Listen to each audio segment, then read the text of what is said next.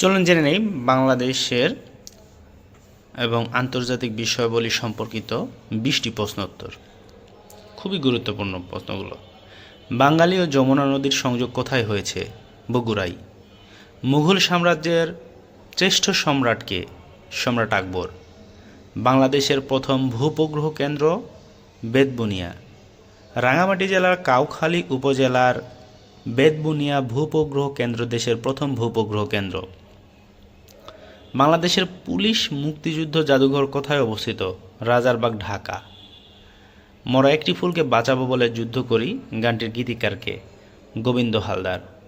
রূপসী বাংলাদেশ কোন এলাকাকে ঘোষণা দেয়া হয়েছে? সোনারগাঁয়ের জাদুঘর এলাকাকে। বাংলাদেশের প্রথম মুদ্রা চালু হয় কত সালে? 4 মার্চ 1972 সালে। রূপাইয়া কোন দেশের মুদ্রার নাম? রূপাইয়া হলো ইন্দোনেশিয়া ও মালদ্বীপের মুদ্রার নাম।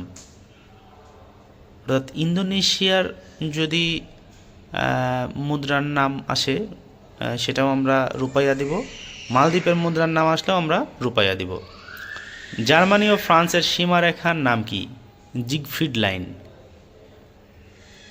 কোন দেশে সেনাবাহিনী নেই? মালদ্বীপে। মালদ্বীপে কোনো সেনাবাহিনী নেই।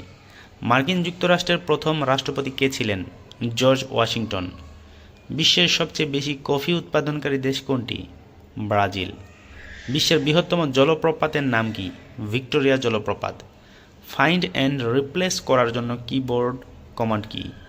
Ctrl+H। ব্লুটুথ কার নাম অনুসারে নামকরণ করা হয়? ডেনমার্কের রাজার নাম অনুসারে। সাবমেরিন কেবল বাংলাদেশের প্রাপ্য ব্যান্ডউইথ কত gigabytes per second? 200 gigabytes per second. CEDAW এর পুনরূপ convention on the elimination of all forms of discrimination against women. বর্তমানে অন্তর্বর্তীকালীন সরকার গঠিত হয়েছিল কত তারিখে? 8 আগস্ট 2024। সংবিধান সংস্কার কমিশনের প্রধান কে? অধ্যাপক আলী রিয়াজ। জুলাই শহীদ স্মৃতি ফাউন্ডেশন কবে গঠিত হয়? 10 সেপ্টেম্বর 2024।